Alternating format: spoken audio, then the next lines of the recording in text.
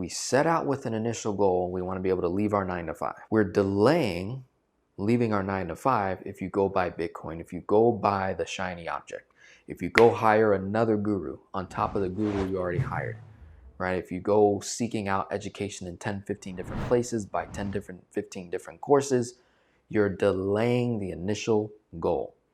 We have to learn how to get very narrow, and many of you are terrible at this, right?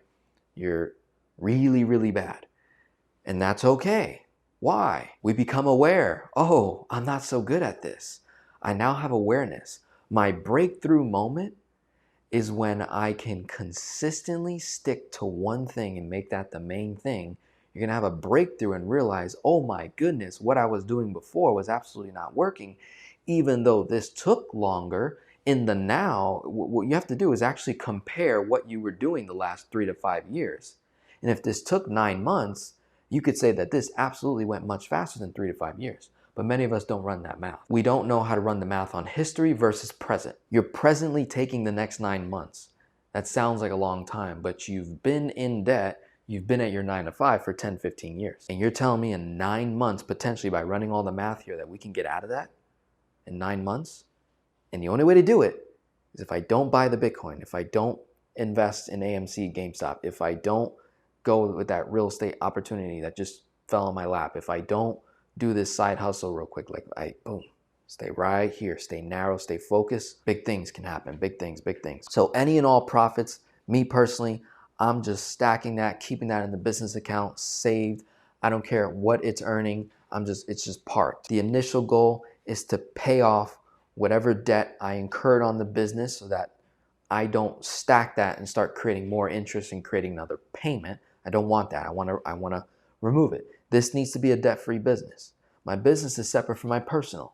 So this needs to start out the gate without paying any interest, ideally. And then whatever it profits, I'm saving. As I build up at least 3 to 6 months of expenses, get that parameter. So that's going to happen first, which is going to get you closer to leaving your 9 to 5. So you build up 6,000 times 6 worth of expenses. Let's say that was our goal, right? Boom. So we basically, in our first year, if we profit 36 grand, great. If it takes 2 years, great. Doesn't matter. You're still working your 9 to 5. You still have $1,500 of cash flow every month. That $1,500 of cash flow is also contributing potentially to the expenses of saving, right? The saving, or it's covering your monthly cost to operate this practice here. So 36K. That would give us a nice run rate that, say, 9 months from now or 1 year from now, if it took 1 year to build that many clients, that's cool too, right? If we go slow to go fast, I think that's even smarter. But again, according to these numbers, it's gonna take a long time. So David Charles would have to adjust. He doesn't want to just copy what Denzel did because, oh, that somehow worked. No, maybe there's somewhere between first year and 6th year that this kind of comes together. Who David Charles is going after, what's his target market, who are we serving, that sort of thing. So if we run the numbers on here, watch how much easier it gets, right? I'm trying to make $7,500 a month. Divide that by 300 bucks. We go from 77 phone calls, 77 consultations, not necessarily 77 different people, could be the same people, but we go from 77 down to 25. Divided by 4, that's about 6 consults a week. So that's 6 hours out of the 10 to 15, and the other 4 hours could be dedicated toward the marketing efforts to keep bringing in more clients, right? So that is just consult. If we create other offers that make sense for our clients, then that's going to help reduce the time. So if he creates a financial course before or after the consult, this is how I set myself up, is I have a financial course that I have people go through before they ever talk to me and before they ever sign up for the financial course. They're on YouTube. So if David has the YouTube channel or social media, whatever it is, it's all the free value he's giving away. He's giving a ton of free value building up a strong audience base of people that are getting tremendous value from him. And then depending on what that person can afford, they're gonna jump to a consult. So like, oh my God, that video was great. Boom, they jump to a consult, $300, you have that. Or they do the financial course, which takes none of your time. You put the time in one time, and now it's gonna create this subscription type of a service. And you can get very creative with how you wanna offer that. So let's say that if we can get, I'll use the same math here, say we get 5 clients on anywhere between $50 a month, $497, or $997 lifetime, right? So let's say we get 1 lifetime client, $997, 1 annual, $497, and let's do 3 monthly people, $50, $150. And if we can do 6 consultations a week, what's happening in that consult, right? He's diagnosing the individual, and he's gonna downsell to the financial course, hey, before you go up with me long term, based on your numbers, based on your finances, based on what you can afford, I believe you should start here, $50 a month. This is gonna build you up. This is gonna help you recover at least $500 or more in cash flow per month. Boom. So we're making these declarations to the folks, getting them ready. Then there's other ones that are like, great, make good money, good income. Yep, I'm ready to go full on with you. And they jump to the $39.97, right?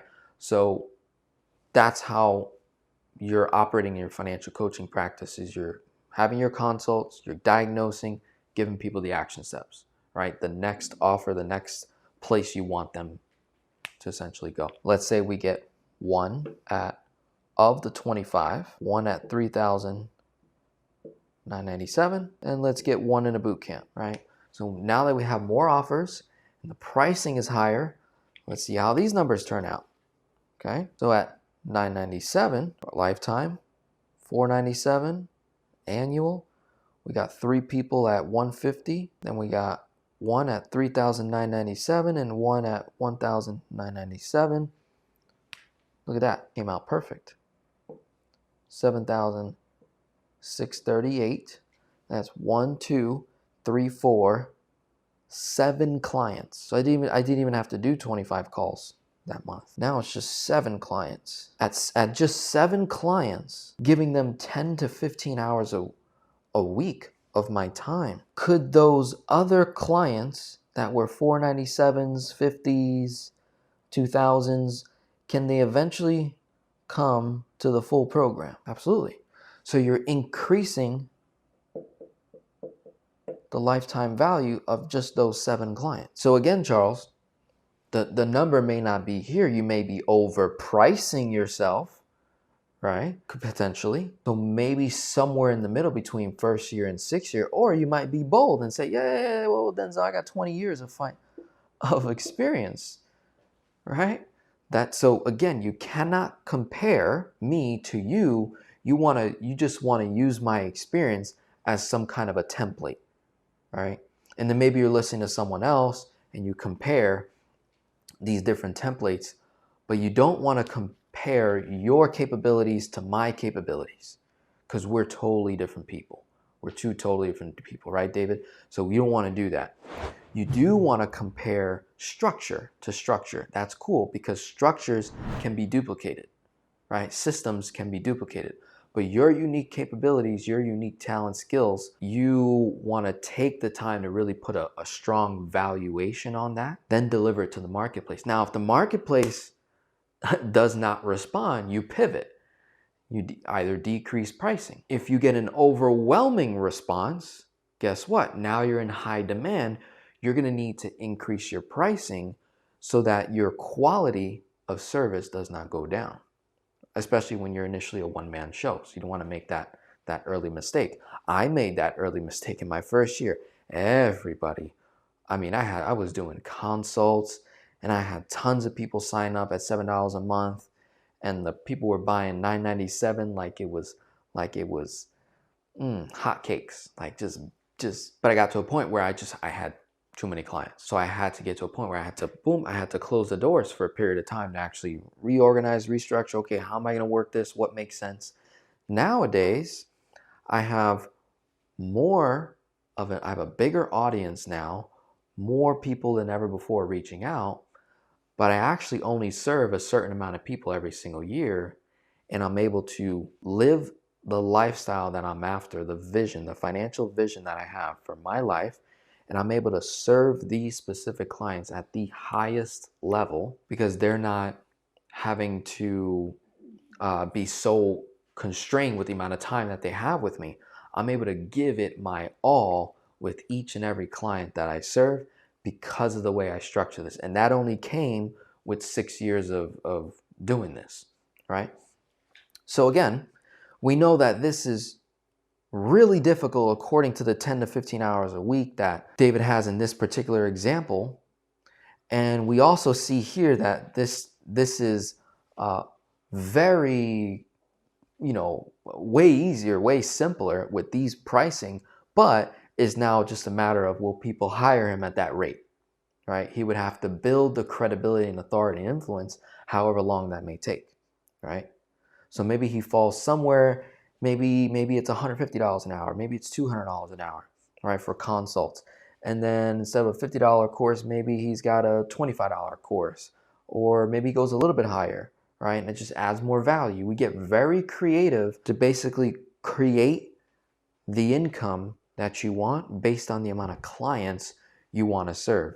You also want to ask yourself, David, okay, do I want to serve 59 to 70 plus clients, 10 to 40 plus clients a month? Or do I just want to work with 7 highly qualified clients? Or do I feel like personally that's not enough and I want to work with maybe 10 to 15?